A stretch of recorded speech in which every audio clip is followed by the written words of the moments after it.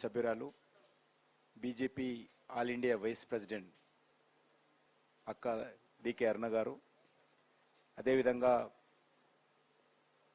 వేదిక మీద ఉన్నటువంటి పద్మ గారు, గౌతమ్ గారు, మన యొక్క విద్యా సంస్థకు సంబంధించినటువంటి అధికారి శ్రీధర్ రెడ్డి గారు, వేదిక మీద ఉన్నటువంటి పెద్దలు అందరికీ ఉదయం సరిగ్గా పార్లమెంట్ కూడా 11 గంటలకి ప్రారంభమవుతుంది రెగ్యులర్గా. కాబట్టి పార్లమెంట్లో మీరు అందరూ ఎంతమంది మీరు రాజకీయాల్లో చేరి పార్లమెంట్ వస్తారో కానీ ఈరోజైతే పార్లమెంట్కి వచ్చారు మీరందరూ. ఐ విష్ మీరందరూ కూడా రాజకీయాల్లో రావాలి. నరేంద్ర మోడీ గారు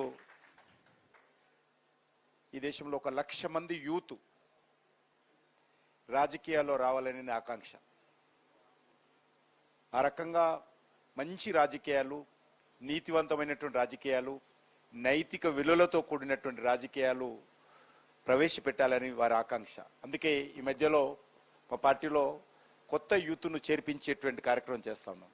కాబట్టి మీరు కూడా మీకు నచ్చిన పార్టీలో చేరండి, కానీ అందరూ పార్లమెంట్ సభ్యులు వెళ్ళి నిజంగా ఇక్కడైతే వాదిస్తున్నారో రేపు భవిష్యత్తులో మీరు పార్లమెంట్లో వాదించాలని నా ఆకాంక్ష.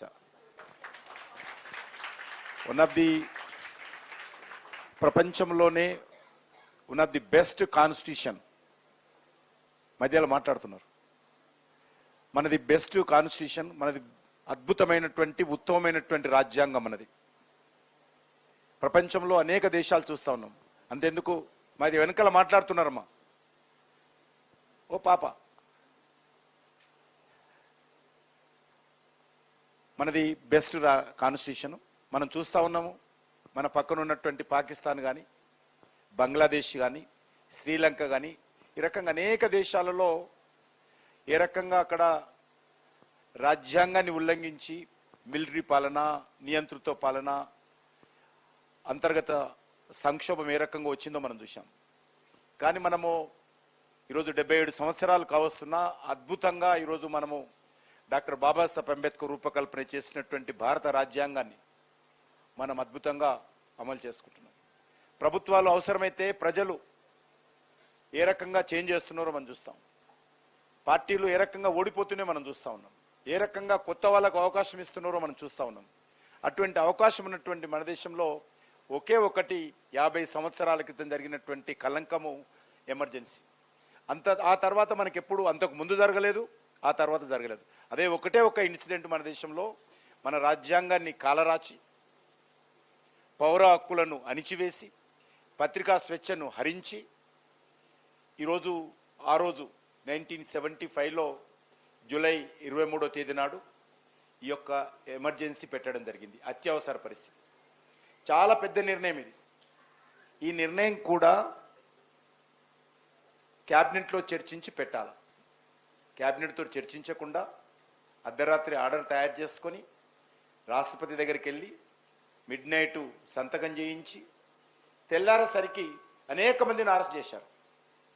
మిడ్నైట్ ఆర్డర్ ఇచ్చి ఎమర్జెన్సీ పెడుతున్నట్టు బలవంతంగా ఆ రోజు రాష్ట్రపతితో ఎండార్స్మెంట్ చేయించి తెల్లారేసరికి ఇక్కడ బర్కత్పూర్లో ఆర్ఎస్ఎస్ ఆఫీస్ ఉంది. ఆర్ఎస్ఎస్ ఆఫీస్ సీల్, ఎక్కడెక్కడైతే నాయకులు ఉన్నారో అనేక మందిని, అటల్ బిహారీ వాజ్పేయి గారిని, ఎల్కే అద్వానీ గారిని, లోక్నాయక్ జయప్రకాష్ నారాయణ గారిని, ఈ రకంగా మన రాష్ట్రానికి సంబంధించినటువంటి వి రామారావు గారు, వెంకయ్య నాయుడు గారు, దత్తాత్రేయ గారు, ఆ రకంగా అనేక మందిని, లక్షల మందిని అరెస్ట్ చేశారు. అంటే మార్నింగ్ తెలిసే లోపలనే ఇళ్ళకెళ్ళి లిఫ్ట్ చేసుకున్నారు తెల్లవారుజామున.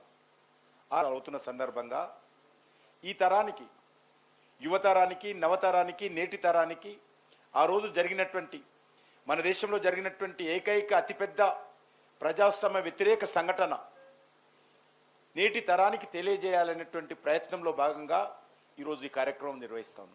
ఈ రకంగా కొన్ని లక్షల కార్యక్రమాలు. ఎందుకంటే ఇది చరిత్రకు సంబంధించినటువంటి సంఘటన, ప్రజాస్వామ్య హత్య చేసినటువంటి సంఘటన, పౌర హక్కులను కాలరాచినటువంటి సంఘటన, పత్రికా స్వేచ్ఛను హరించివేసినటువంటి సంఘటన, ఏకైక సంఘటన జరిగింది. కాబట్టి ఇది ఈ తరానికి తెలియజేయాలి. ఎందుకంటే ముఖ్యంగా మీరందరూ లా చదువుతున్నారు. ఈ రాజ్యాంగాన్ని రక్షించాల్సిన బాధ్యత మీది. రేపు మీరందరూ న్యాయవాదులుగా, న్యాయమూర్తులుగా రేపు మారొచ్చు. మీరందరూ న్యాయవాదులైతే న్యాయం గురించి వాదించాలి, న్యాయమూర్తులైతే న్యాయం పక్కన, ప్రజాస్వామ్యం పక్కన మీరందరూ నిలబడి తీర్పులు ఇవ్వాలి. కాబట్టి మీలాంటి వాళ్ళందరినీ కూడా చైతన్యం చేసేటువంటి కార్యక్రమంలో భాగంగానే ఈరోజు మాక్ పార్లమెంట్. మనకందరికి తెలుసు, ఈరోజు కూడా ముఖ్యమంత్రి